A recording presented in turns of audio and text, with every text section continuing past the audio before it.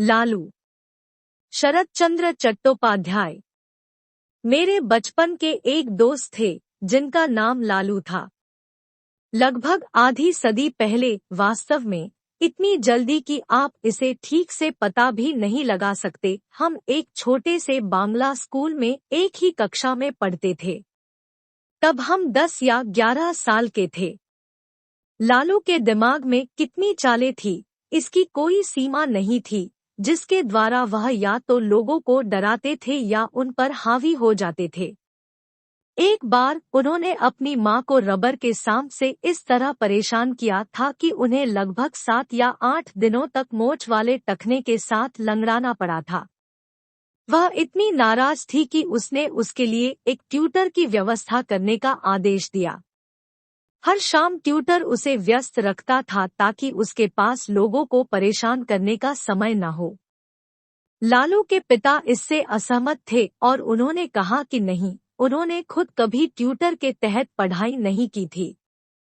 यह उनकी पढ़ाई में सरासर दृढ़ता के माध्यम से था और बहुत कठिनाई सहन करने के बाद वह आज एक सफल वकील थे।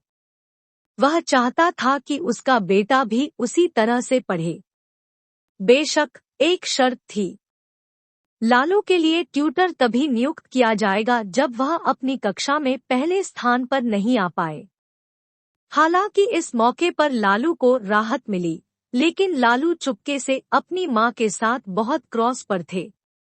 कारण यह था कि उसने एक ट्यूटर को उस पर मजबूर करने की कोशिश की थी और घर पर एक ट्यूटर को बुलाना पुलिस को बुलाने के समान था। लालू के पिता एक अमीर गृहस्थ थे। कुछ साल पहले उन्होंने अपने पुराने घर को एक विशाल 3 मंजिला इमारत में पुनर्निर्मित किया। इसके बाद से ही लालू की मां यही कामना कर रही थी कि परिवार गुरुदेव उनके घर आएं और उन्हें आशीर्वाद दें। इस पूरे समय वह वृद्ध फरीदपुर से इतनी दूर जाने से कतराता था, लेकिन अब मौका खुद ही पेश हो गया। स्मृतिरत्न सूर्य ग्रहण के लिए काशी आए थे और उन्होंने वहां से एक पत्र भेजा था जिसमें कहा गया था कि वह अपनी वापसी यात्रा पर नंदरानी को आशीर्वाद देने आएंगे। लालू की मां के लिए खुशी और उत्साह असीम था। उसने जोर शोर से तैयारियां शुरू कर दी। आखिरकार गुरुदेव का घर में आना जाना इसे पवित्र बना देगा। ग्राउंड फ्लोर पर बड़े कमरे से सारा फर्नीचर हटा दिया गया। गुरुदेव के सोने के लिए नए सामान के साथ एक नया टेप किया हुआ बिस्तर आया। क्योंकि उन्हें शीर्ष मंजिल पर पूजा कक्ष तक चढ़ना मुश्किल होगा, उसी कमरे का एक कोना उनकी पूजा और अनुष्ठानों के लिए निर्दिष्ट किया गया था। कुछ दिन बाद गुरुदेव का आगमन हुआ। लेकिन कैसा बुरा मौसम है। तूफान और लगातार बारिश के साथ आसमान में काले बादल छाए हुए थे। इस बीच लालू की मां मिठाई तैयार करने और फल फूलों की व्यवस्था करने में इतनी व्यस्त थी कि उन्हें सांस लेने के लिए मुश्किल से ही समय मिल पाता था। यहाँ तक कि उस सब के बावजूद वह बिस्तर को साफ करने और गुरुदेव के लिए मच्छरदानी ठीक करने में कामयाब रही। काफी चर्चा के बाद थके हुए गुरु अपना खाना खत्म करके बिस्तर पर चले गए। नौकर भी सेवानिवृत्त हो गए। उस साफ सुथरे और आरामदायक बिस्तर में लेटे हुए गुरु एक बार फिर नंदरानी को आशीर्वाद देने से खुद को रोक नहीं सके। लेकिन अचानक आधी रात को वह जाग गया। पानी की बूंदें छत से और मच्छरदानी के माध्यम से उसके पेट पर गिर रही थी। आह! वह पानी कितना ठंडा था। जल्दी से वह बिस्तर से बाहर आया और अपना पेट पोंछा। तब उसने अपने आप से कहा, भले ही नंदरानी ने एक नया घर बनाया, लेकिन छत में पहले से ही तेज पश्चिमी सूर्य की किरणों के नीचे दरारें आ गई है। टेप किया हुआ बिस्तर भारी नहीं था, इसलिए गुरु ने उसे मच्छरदानी के साथ कमरे के दूसरी तरफ खींच लिया और फिर से सोने के लिए लेट गए। जैसे ही उसने अपनी आंखें बंद की, आधे मिनट के भीतर ठंडे पानी की कुछ बूंदें एक बार फिर उसके पेट पर गिर गई। स्मृतिरत्न फिर से उठी, और चारपाई को कमरे के दूसरे छोर पर खींचते हुए एक बार फिर कहा, मैं देखती हूँ छत पर दरारें एक छोर से दूसरे छोर तक फैल गई है। फिर से वह लेट गया और एक बार फिर उसके पेट पर पानी टपकने लगा। खाट को दूसरे कोने में खींचने से किसी भी तरह से मामले में मदद नहीं मिली। फिर से पानी टपकने लगा। तब उसे एहसास हुआ कि बिस्तर इतना गीला हो गया है कि वह अब उसमें सो नहीं सकता है। स्मृतिरत्न संकट में थे। वह एक बूढ़ा आदमी था और हालांकि कमरे में रहना जोखिम भरा था, साथ ही वह इस अज्ञात जगह में कमरे से बाहर जाने से बहुत डरता था। अगर टूटी हुई छत उसके सिर पर गिर जाए तो क्या होगा? मौत से डरकर वह दरवाजा खोलकर बाहर बरामदे में आ गया। हालांकि वहां एक लालटेन जली हुई थी, लेकिन बाहर काफी अंधेरा था और कोई दिखाई नहीं दे रहा था। लगातार बारिश के साथ तूफान पूरे जोर शोर से फैल रहा था। स्थिर खड़ा होना मुश्किल था। उसे नहीं पता था कि नौकर किस कमरे में सोते हैं। वह उनके लिए चिल्लाया, लेकिन कोई जवाब नहीं मिला। बरामदे के एक कोने में लकड़ी की बेंच थी जिस पर लालू के पिता के गरीब मुवक्किल उनके परामर्श से पहले बैठे थे। गुरुदेव वहीं बैठ गए। हालांकि उन्हें लगा कि ऐसा करना उनकी गरिमा से परे है, लेकिन कोई अन्य साधन नहीं बचा था। ठंडी उत्तरी हवा ने उस पर बारिश के पानी का छिड़काव किया और उसे ठंड से कंपा दिया। बेंच पर अपने पैर उठाते हुए उसने अपनी धोती का एक छोर अपने शरीर पर खींचा और खुद को जितना संभव हो उतना आरामदायक बनाने की कोशिश की। पूरे दिन के बाद थका हुआ उनका शरीर सुन्न महसूस कर रहा था, दिल से कड़वा लग रहा था, पलकें थी और समृद्ध भोजन और रात की नींद के कारण होने वाली अपच के साथ गुरुदेव वास्तव में परेशान थे। अचानक एक नई मुसीबत आ गई। उसके कानों में बड़े बड़े मच्छर गाने लगे। उन पर हमला करने वाले मच्छरों की संख्या के बारे में चिंतित पहले तो वह अपनी आंखें बंद नहीं कर सका, लेकिन 2 मिनट के भीतर उन्हें एहसास हुआ कि मच्छर असंख्य थे। दुनिया में कोई बहादुर आदमी नहीं था जो ऐसी सेना का मुकाबला कर सके। काटना असहनीय हो गया, जैसा कि खरोंच ने किया था। स्मृतिरत्न जल्दी से वहां से चले गए, लेकिन मच्छरों ने उनका पीछा किया। कमरे में पानी और उसके बाहर के मच्छरों ने वास्तव में उसे परेशान कर दिया। उसने अपने हाथ और पैर फड़फड़ाने शुरू कर दिए और यहाँ तक कि उन्हें अपने गमछे से मारने की कोशिश भी की, लेकिन कोई फायदा नहीं हुआ। कमरे के एक छोर से दूसरे छोर तक दौड़ते हुए उन्होंने इतनी ठंडी रात में भी बहुत पसीना बहाया। उसे अपनी आवाज के शीर्ष पर चिल्लाने का मन हुआ, लेकिन इस तरह के बचकाने कृत्य को करने से रोक दिया। उसने कल्पना की कि नंदरानी मच्छरदानी के अंदर अपने आरामदायक बिस्तर में गहरी नींद में सो रही थी और घर के बाकी सभी लोग भी शांति से सो रहे थे। केवल उसके पास दौड़ने का कोई अंत नहीं था। कहीं एक घड़ी ने 4 को मारा और खुद को अपने भाग्य के हवाले करते हुए उन्होंने कहा, जितना हो सके काटते रहो, मैं इसे अब और बर्दाश्त नहीं कर सकता। बरामदे के एक कोने में जाकर वह फर्श पर बैठ गया, जितना संभव हो सके अपनी पीठ से खुद को बचाया। अगर मैं सुबह तक जीवित रहता हूँ तो मैं अब इस भयानक जगह पर नहीं रहूंगा। मैं घर के लिए उपलब्ध पहली ट्रेन लूंगा, उन्होंने खुद से वादा किया।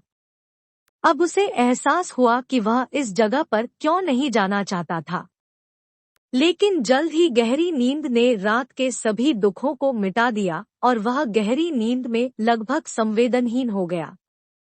इस बीच नंदरानी सुबह उठी, उसे अपने गुरुदेव की देखभाल करनी थी।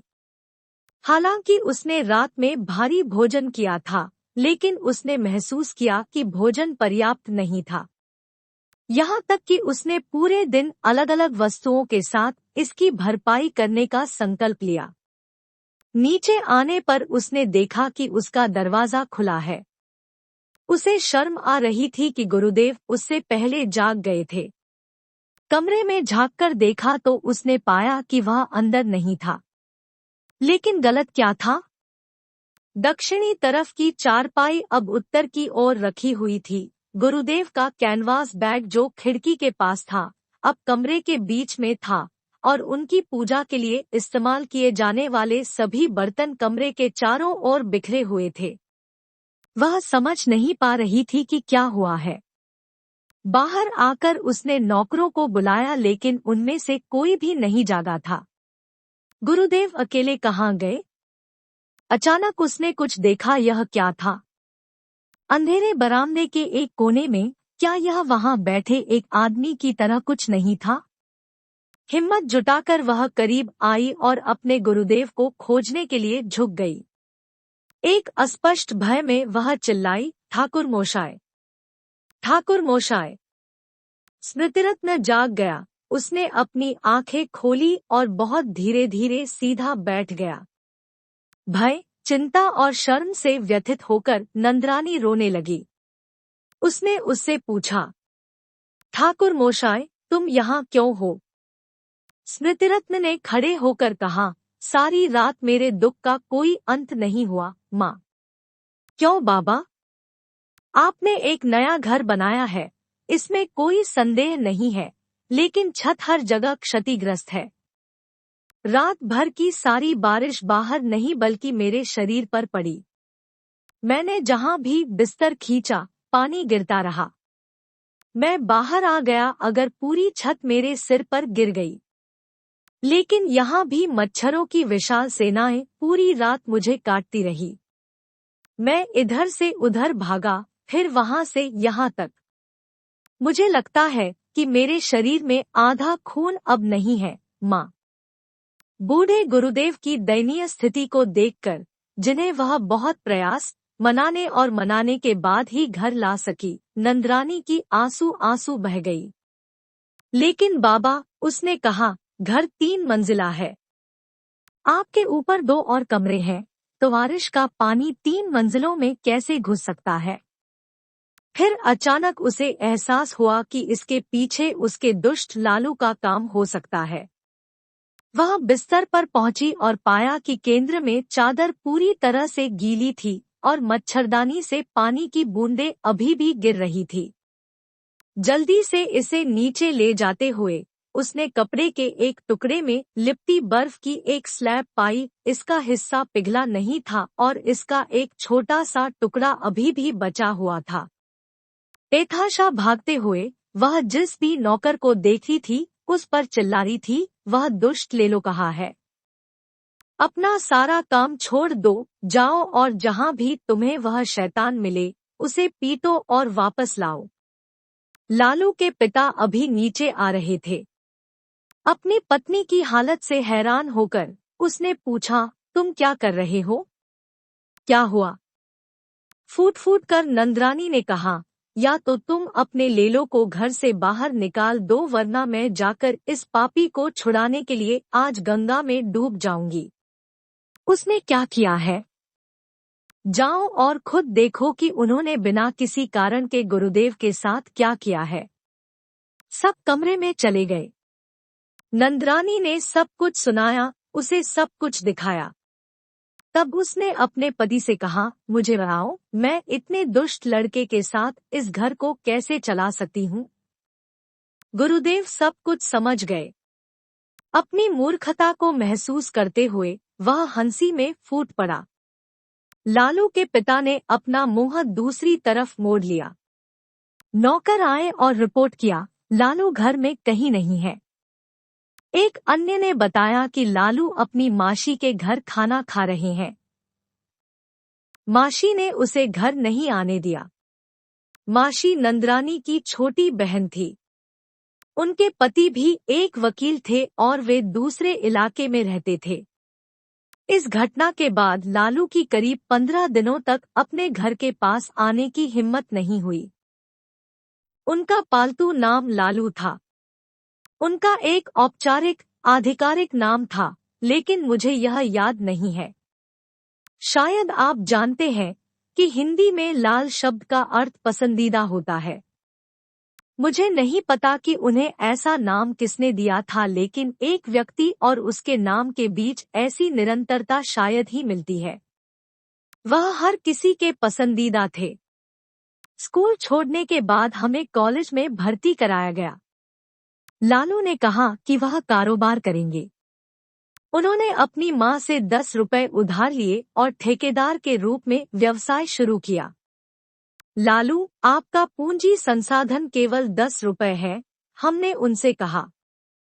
उसने मुस्कुराते हुए जवाब दिया, मुझे और कितना चाहिए? यह काफी है। हर कोई लालू से प्यार करता था, इसलिए उन्हें हमेशा अनुबंध आसानी से मिल जाते थे। उसके बाद कॉलेज जाते समय मैं अक्सर लालू को अपने सिर पर छाता लेकर खड़े होकर सड़क की मरम्मत करने वाले कुछ मजदूरों की देखरेख करते हुए देखता था। हमारा मजाक उड़ाते हुए वह कहते, जाओ, दौड़ो या आपको उपस्थिति रजिस्टर में अनुपस्थित चिन्हित किया जाएगा। बहुत पहले, जब हम छोटे थे और एक बांग्ला स्कूल में पढ़ते थे, तो वह हर किसी के मैकेनिक थे। उनके स्कूल बैग में हमेशा कई उपकरण होते थे, एक मोर्टार और मूसल का हैंडल, एक नेल कटर, एक टूटा हुआ चाकू, छेद बनाने के लिए बढ़ी की ड्रिल और घोड़े की नाल। मुझे नहीं पता कि उसने ये चीजें कहाँ से जमा की थी, लेकिन ऐसा कोई काम नहीं था जो वह उनके साथ नहीं कर सकता था। वह अपने स्कूल के साथियों के लिए कई काम करता था। इसमें टूटे हुए छाते की मरम्मत, स्लेट के लकड़ी के फ्रेम को ठीक करना, गेम खेलते समय फटे कपड़ों की सिलाई करना आदि शामिल थे। इसके अलावा लालू ने कभी भी किसी भी काम को अस्वीकार नहीं किया और वह इसे कुशलता से करेगा। एक बार छावट उत्सव के दिन उन्होंने कुछ पैसे के रंगीन कागज और भारतीय कॉर्क खरीदे और उनके साथ कुछ खिलौने बनाए। फिर जाकर उन्हें नदी के किनारे 2.5 रुपए में बेच दिया और उन पैसों से हमें ढेर सारे छोले खिलाए। जैसे जैसे साल बीतते गए, हम सभी बड़े हो गए। जिम्नास्टिक क्लब में लालू को टक्कर देने वाला कोई नहीं था। उनकी शारीरिक शक्ति और साहस दोनों ही अनंत थे। जब भी कोई उन्हें बुलाता था या जब भी कोई मुसीबत में होता था, वह शायद इसलिए आते थे क्योंकि उन्हें नहीं पता था कि डर का क्या मतलब है। उसके पास केवल एक गंभीर विकार था। जब भी उसे लोगों को डराने या डराने का अवसर मिलता था तो वह खुद को नियंत्रित नहीं कर सकता था। यह उसने सभी पुरुषों के साथ किया, चाहे उनकी उम्र कुछ भी हो। वह सेकंड के भीतर लोगों को डराने के लिए ऐसी योजनाओं का आविष्कार कैसे कर सकता है, यह हमारी कल्पना से परे था। मैं ऐसी 1 या 2 घटनाओं का वर्णन करता हूँ। मनोहर चटर्जी के घर पर हमारे इलाके में काली पूजा मनाई जा रही थी। आधी रात को पशु बलि के लिए शुभ समय कम हो रहा था, लेकिन ऐसा करने वाला आदमी अभी भी अनुपस्थित था। जो लोग उसे लाने गए थे, उन्होंने उसे पेट दर्द के साथ बेहोश पाया। जब वे वापस आए और खबर दी तो हर कोई परेशान और चिंतित था। वे आधी रात को बलिदान करने के लिए किसी अन्य व्यक्ति की व्यवस्था कैसे कर सकते थे? देवी की पूजा बर्बाद हो जाएगी। किसी ने कहा, लालू मेमनों को मार सकते हैं। वह पहले भी कई बार यह काम कर चुके हैं। लोग लालू के लिए दौड़े। वह अपनी नींद से जाग गया और सिर्फ नहीं कहा, आप ना कैसे कह सकते हैं? अगर पूजा में बाधाएं आती है तो यह खतरनाक होगा। लालू ने जवाब दिया, इसे बाधित होने दीजिए। मैंने बचपन में यह सब किया था, लेकिन अब मैं ऐसा नहीं करूंगा। जो लोग उन्हें बुलाने आए थे, उन्होंने अपना सिर खुजलाना शुरू कर दिया। शुभ क्षण समाप्त होने में मुश्किल से 10 से 15 मिनट बचे थे और उसके बाद कोई भी देवी के प्रकोप से बच नहीं पाएगा। लालू के पिता आए और उन्हें जाने का आदेश दिया। चूंकि वे हताशा में आपके पास आए हैं, इसलिए इनकार करना अच्छा नहीं होगा। बेहतर है कि आप चले जाएं, उन्होंने कहा। लालू के पास अपने पिता की आज्ञा की अवज्ञा करने की कोई शक्ति नहीं थी। लालू को देखकर श्री चटर्जी को राहत मिली। समय कम हो रहा था। बलि के मेमने को जल्दी से सिंदूर और हिबिस्कस की लाल माला से सजाया गया और स्टॉक का नेतृत्व किया गया। वहां मौजूद सभी सदस्यों द्वारा एक स्वर में माँ माँ के जोर से चिल्लाने से असहाय जानवर की आखिरी चीखें दब गई। लालू के हाथ में बड़ा फालछापन उठा और तुरंत नीचे आ गया। सिर काटे गए जानवर के खून की तेजी ने अंधेरे जमीन को लाल रंग में रंग दिया। कुछ देर लालू आंखें बंद करके खड़े रहे। धीरे धीरे ढोलनगाड़ों और झांझों की तेज आवाज कम हो गई। दूसरे मेमने के माथे पर फिर से सिंदूर लगाया गया। उसकी गर्दन पर एक लाल माला लटकी हुई थी। फिर से स्टॉक और एक स्वर में माँ माँ के नारे लगाए गए थे। लालू ने खून से सनी फालच को एक बार फिर उठाया और उसे तुरंत नीचे उतार दिया। जानवर का कटा हुआ शरीर शांत होने से पहले कुछ समय के लिए हिलता रहा और जानवर के खून ने जमीन को और भी दाग दिया। ढोल बजाने वाला ढोल जोर शोर से पीटता रहा। सामने के बरामदे पर लोगों की भीड़ लगी रही। मनोहर चटर्जी एक कारपेट सीट पर बैठकर आंखें बंद करके प्रार्थना कर रहे थे। तभी अचानक लालू ने एक खतरनाक नारा दिया। एक पल में सारा शोर कम हो गया और हर कोई उसके व्यवहार पर आश्चर्यचकित था। अपनी आंखों को यथासंभव व्यापक रूप से खोलते हुए उनकी आंखों की पुतलियां घूम रही थी। लालू चिल्लाए, अधिक मेमने कहाँ है? घर के किसी व्यक्ति ने डरे हुए स्वर में उत्तर दिया, अब मेमने नहीं है। हम प्रति वर्ष केवल 2 की पेशकश करते हैं। खून से सनी फाल्चियन को अपने सिर के ऊपर 2 बार घुमाते हुए लालू ने उबड़खाबड़ आवाज में दहाड़ते हुए कहा, अब मेमने नहीं। इससे काम नहीं चलेगा। मैं मारना चाहता हूँ।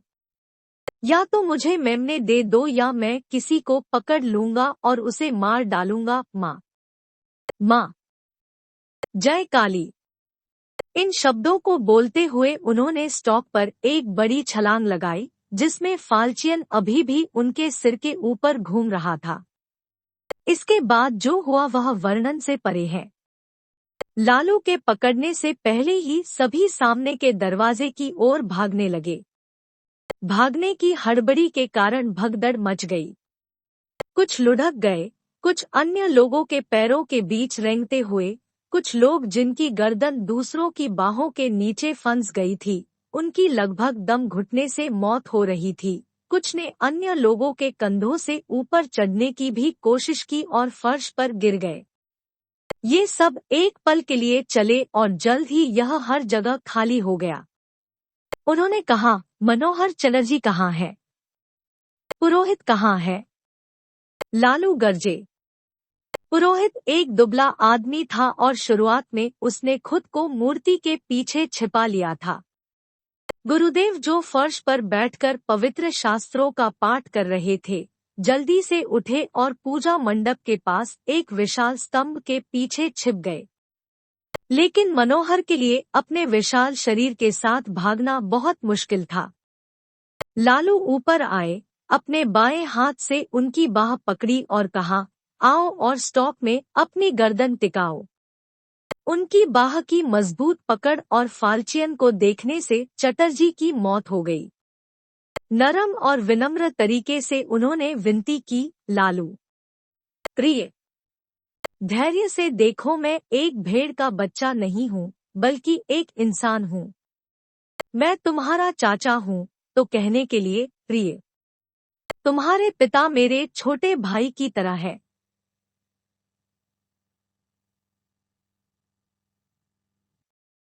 मुझे इसके बारे में पता नहीं है। मैं वध करना चाहता हूँ। आओ और मैं तुम्हें बलिदान कर दूंगा। यह देवी का आदेश है। नहीं प्रिय, यह देवी का आदेश नहीं हो सकता। चटर्जी जोर से चिल्लाए। ऐसा नहीं हो सकता, वह दुनिया की माँ है। दुनिया की माँ? क्या आपके पास इतना ज्ञान है? क्या तुम फिर से मेमनों की बलि दोगे? क्या तुम मुझे वध करने के लिए फिर से भेजोगे? मुझे जवाब दो। चटर्जी ने आंसुओं में जवाब दिया, नहीं, फिर कभी नहीं। मैं देवी के सामने वादा कर रहा हूँ कि इस दिन के बाद से मेरे घर में कोई और बलिदान नहीं होगा। वादा? हाँ, मैं वादा करता हूँ। फिर से नहीं। अब प्रिय, मेरा हाथ छोड़ दो। मैं शौचालय जाना चाहता हूँ। हाथ छुड़ाते हुए लालू ने कहा, ठीक है, जाओ, मैं तुम्हें आज के लिए छोड़ रहा हूँ। लेकिन पुरोहित कहाँ भाग गया? गुरुदेव कहाँ है? एक खतरनाक चिल्लाहट के साथ वह देवी की ओर दौड़ा। अचानक खंभे के पीछे से दो अलग अलग आवाजों में चीखें निकली। एक पतली और कर्कश आवाज के संयुक्त रोने के परिणामस्वरूप ऐसी अजीब और हास्यास्पद स्थिति पैदा हो गई कि लालू अब खुद को नियंत्रित नहीं कर सके।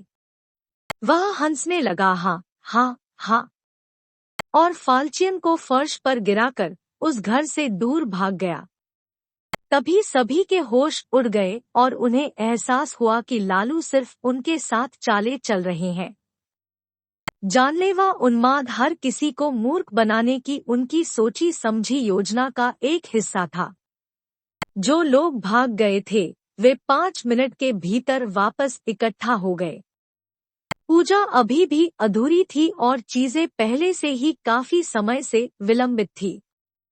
इस हलचल के बीच चटर्जी ने खुद से वादा किया, अगर मैं उस लड़के के पिता को कल सुबह तक सैंडल से कम 50 वार नहीं कर सकता, तो मुझे अब मनोहर चटर्जी नहीं कहा जाएगा। लेकिन लालू को उस अग्निपरीक्षा से नहीं गुजरना पड़ा। वह सुबह सुबह इतनी चुपचाप कहीं भाग गया कि करीब 7-8 दिन तक उसे कोई नहीं ढूंढ सका। लगभग एक हफ्ते बाद वह एक शाम चुपचाप मनोहर चटर्जी के घर में घुस गया और उसके पैर छूकर माफी मांगी। तो कम से कम उस उदाहरण के लिए वह अपने पिता के क्रोध से बच गया था। लेकिन जो भी हो, क्योंकि उन्होंने देवी के सामने शपथ ली थी, काली पूजा के दौरान मेमनों की बलि देने की प्रथा चटर्जी परिवार में हमेशा के लिए बंद हो गई थी। हमारे शहर में सर्दियों की शुरुआत के साथ हैजा फैल गया। उन दिनों हैजा का उल्लेख लोगों को डर से डरा देता था। अगर किसी ने सुना कि एक क्षेत्र में हैजा फैल गया है, तो वे अब वहां नहीं रहेंगे। अगर किसी की मौत होती है, तो उसका अंतिम संस्कार करने के लिए लोगों को ढूंढना मुश्किल होगा। लेकिन ऐसे मुश्किल समय में भी हमारे मोहल्ले में एक शख्स ऐसा था जिसने कभी इस पर आपत्ति नहीं जताई। उनका नाम गोपाल खुरो था और जीवन में उनका उद्देश्य मृतकों का अंतिम संस्कार करना था। अगर कोई गंभीर रूप से बीमार होता था, तो वह हर रोज डॉक्टर के पास जाता था और उसकी स्थिति के बारे में पता लगाता था। जैसे ही उसे पता चलता कि कोई उम्मीद नहीं बची है, वह नंगे पैर और कंधों पर गमछा लेकर कम से कम 2 घंटे आगे वहां पहुंच जाता। हम में से कुछ उनके शिष्य थे। वह हमें एक गंभीर चेहरे के साथ कहता था, आज रात थोड़ा सावधान रहो। अगर मैं आपको कॉल करता हूं तो आपको तुरंत जवाब देना चाहिए। क्या आपको शास्त्र याद है? राजदावरे स्मैशनेचा। हाँ, हमें यह याद है। जैसे ही आप हमें बुलाएंगे, हम अपने गमछे लेकर आ जाएंगे। ठीक है, ठीक है, यही हम चाहते हैं।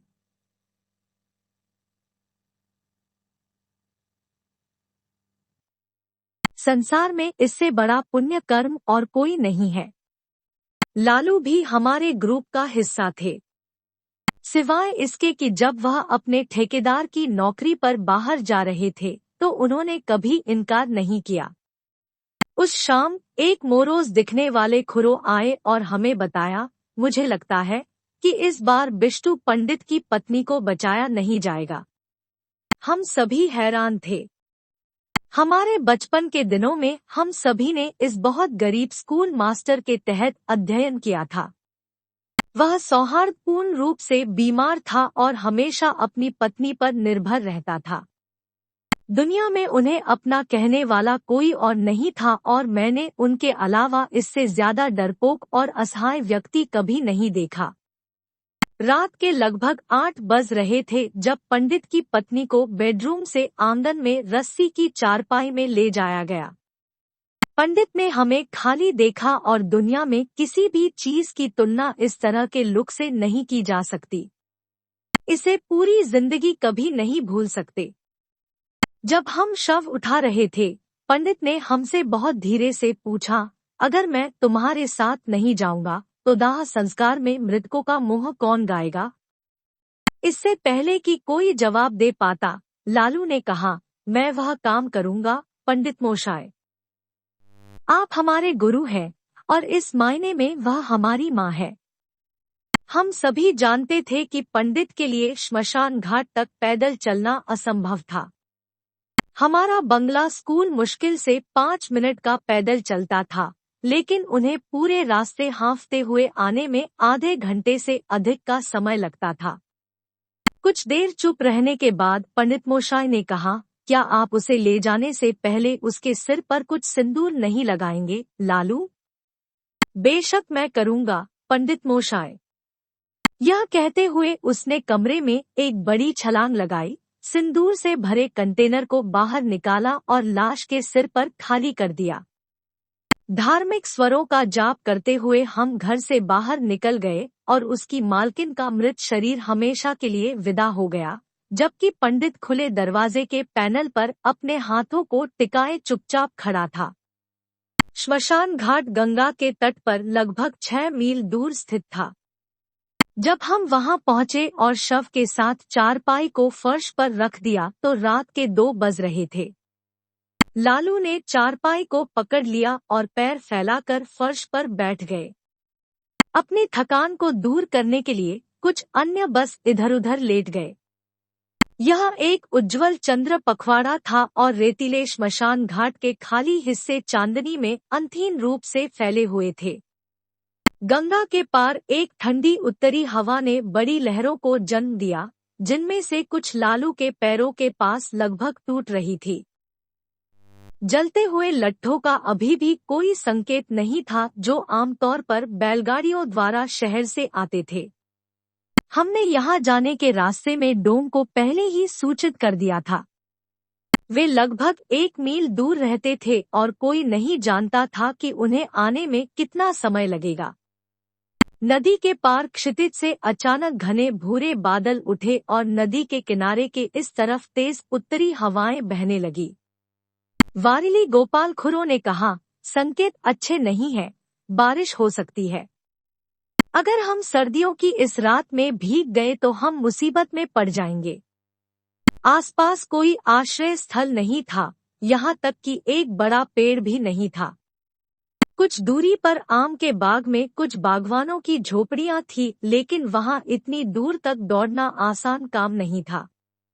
काले बादलों ने धीरे धीरे पूरे आकाश को ढक लिया, चांदनी अंधेरे में गायब हो गई और हम तेजी से गिरती बारिश की आवाज सुन सकते थे। तेज तीरों की तरह कुछ बूंदों ने पहले हमें छेद दिया और जब तक हम अपना मन बना पाते कि क्या किया जाना चाहिए, भारी बारिश शुरू हो गई। खुद को बचाने के लिए सभी ने मृत शरीर को पीछे छोड़ दिया। करीब 1 घंटे बाद जब बारिश रुकी तो हम सब एक-एक करके वापस आ गए। आसमान साफ हो गया था, चांदनी दिन की तरह साफ दिखाई दी। इस बीच जलाओ लकड़ी और अन्य सामग्री का ठेला आ गया था और वे जाने की तैयारी कर रहे थे, लेकिन गुंबद कहीं नजर नहीं आ रहे थे। गोपाल खुरो ने कहा, ये लोग हमेशा ऐसे ही होते हैं।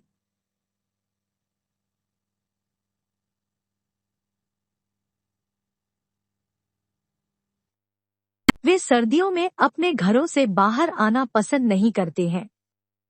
मोनी ने कहा, लेकिन लालू अब तक वापस क्यों नहीं आए? उन्होंने कहा कि वह चिता को मुखाग्नि देंगे। क्या वह डर के मारे घर भाग गया है? लालू से नाराज खुरो ने जवाब दिया, वह ऐसे ही है। अगर वह इतना डरा हुआ था तो वह मृत शरीर को पकड़कर क्यों बैठा था? यहाँ तक कि अगर गरज और बिजली गिरने की आवाज ने मुझे मारा होता तो मैं मृत शरीर को नहीं छोड़ता। क्या होता है जब कोई मृत शरीर को छोड़ देता है, खुरो? क्या होता है? बहुत सी चीजें होती हैं।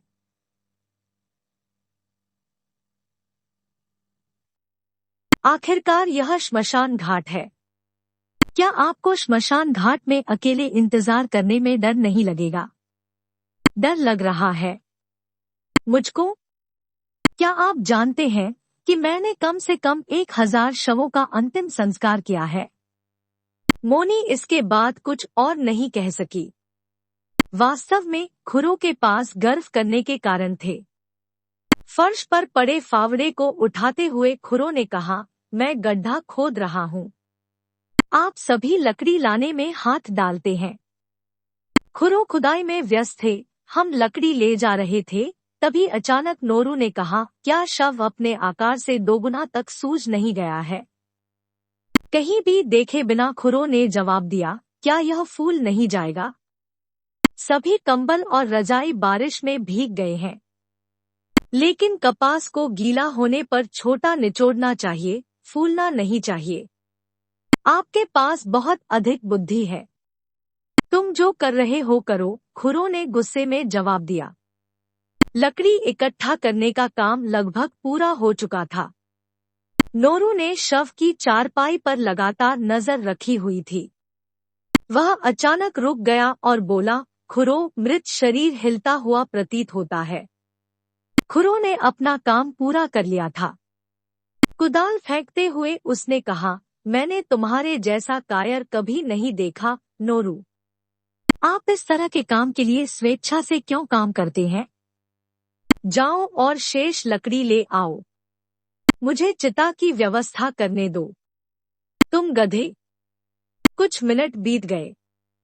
अब मोनी अचानक कुछ कदम पीछे कूद गई और धीरे से बोली, नहीं खुरो, सब कुछ ठीक नहीं लग रहा है। मृत शरीर वास्तव में हिलता हुआ लग रहा था।